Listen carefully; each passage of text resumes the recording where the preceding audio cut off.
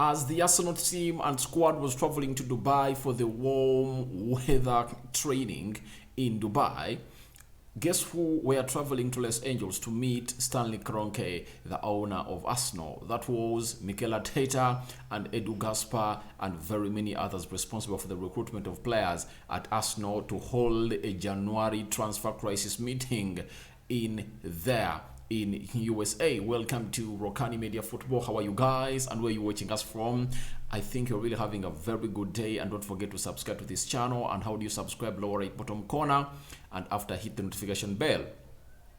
That will enable you get notified every time we upload a video onto this channel. Rokani David is my name, and obviously we are here to bring you the first story of the day because I thought that coming up early enough today wouldn't make sense, because I'd uploaded a video and it needed to get like 10 hours of viewership, and obviously you guys went ahead to view it very well. But right now I'm here to come on and really let you know what is all about happening in Arsenal. Now, we all know that Arsenal players, I brought you the squad in the last video I did yesterday, the squad that really traveled to Dubai for the warm weather training there. The squad was named very well, but Mikel Arteta was not in attendance to do the needful to play a very huge role in the first days of training, because he had to fly to USA to go out and really do the needful to meet the needs of the club, because they want to be so much busy in the January transfer window. Now, we've been told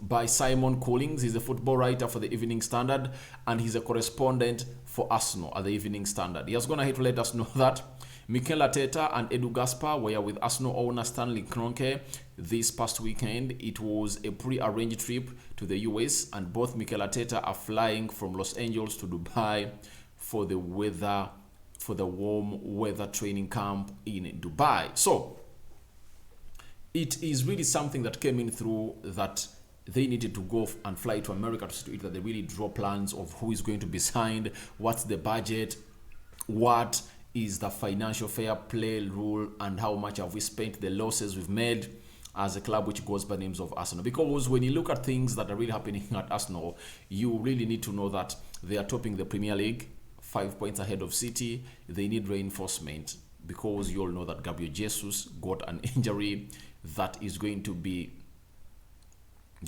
analyzed and scanned today to see whether he's going to undergo a surgery or they can treat the knee without him undergoing a surgery. But these two flew to America to meet Stanley Kroenke to convince him about the project. And you know, Edu Gaspar, being the man at the helm of the project and the vision bearer of this, is so much in the know of what Arsenal need to see to it that they win the trophy, because everything they've reached on right now, it was drawn 3 years back when Edu Gaspar was made the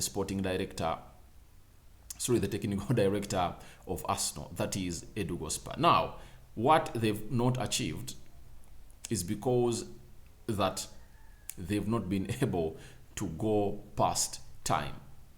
People say that Arsenal is beyond the schedule, but I believe they are on schedule. When you saw All or Nothing documentary, Edu Gaspar explaining to the technical people at Arsenal, the owners of Arsenal, of how they are planning to see to it that Arsenal regains its lost glory, he pointed it out very well that they need to be having 2 players in every position. I believe down in America, that's what they had to discuss about.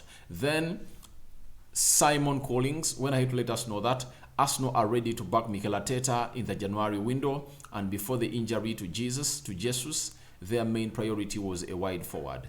The length of Jesus' injury could impact Arsenal's transfer plans, and his spell out will depend on whether he needs a surgery or not. This is why I've come out and told you that this is what we call a January transfer crisis meeting, because of the injury of Gabriel Jesus. It was unprecedented.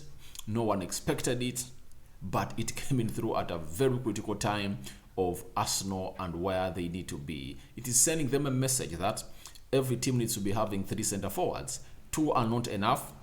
3 is the exact figure that you need due to the fact that when one is injured, you are having two. But right now, the situation in which Arsenal is, they're having two strikers. When one gets injured, they're only left with one. So it shows you how hard the situation they are in. And that's why Simon Collins is telling you that they are going to discuss on what they are going to do in the January transfer window. This will be mirrored back in January this year. Arsenal let Aubameyang leave, and obviously they played with Lacazette and Edu Kroenke.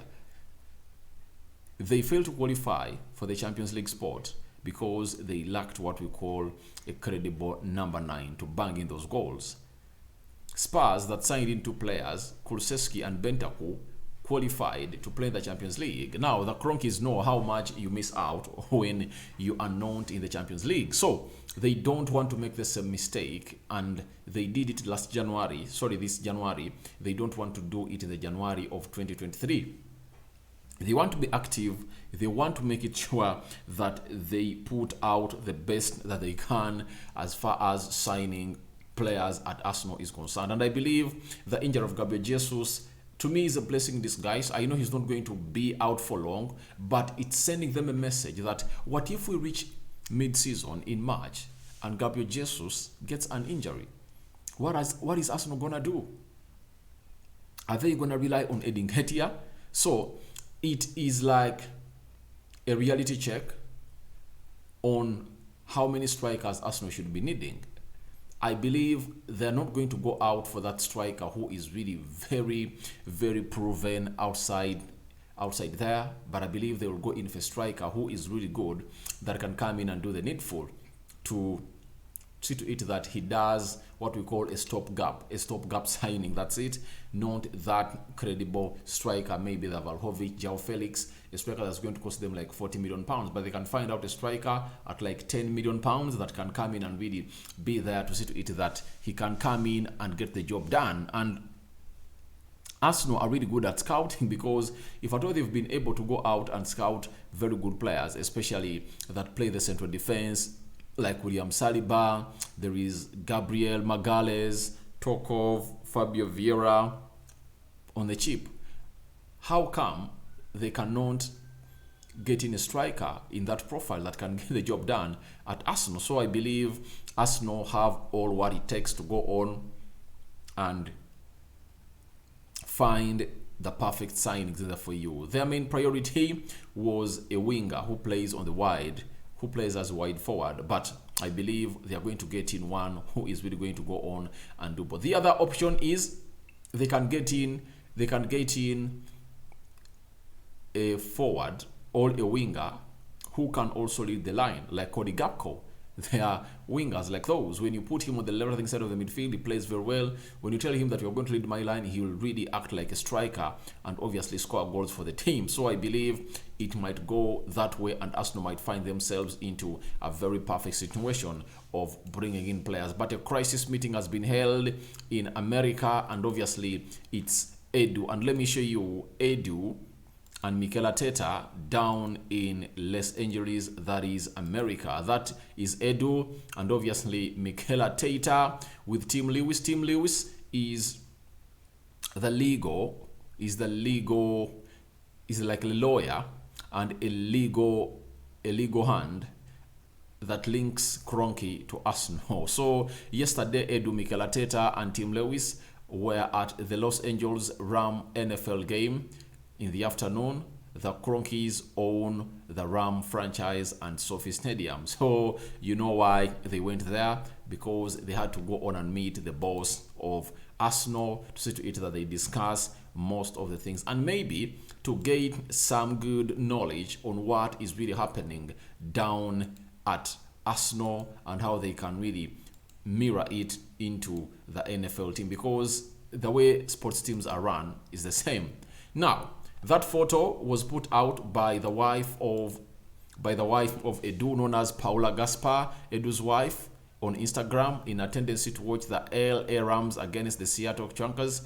at the Stan Kroenke-owned Sophie Stadium in America. So they were there, and this is the wife of Edu, and this is Edu Gaspar doing the different. It looks like Edu and the wife have a lot of things in common. Maybe she really helps him out on certain aspects when she's really doing business, because every time Edu is traveling, when he was really trying to scout Yeremi Pino in Spain, in Villarreal, the wife was the one posting that in Villarreal.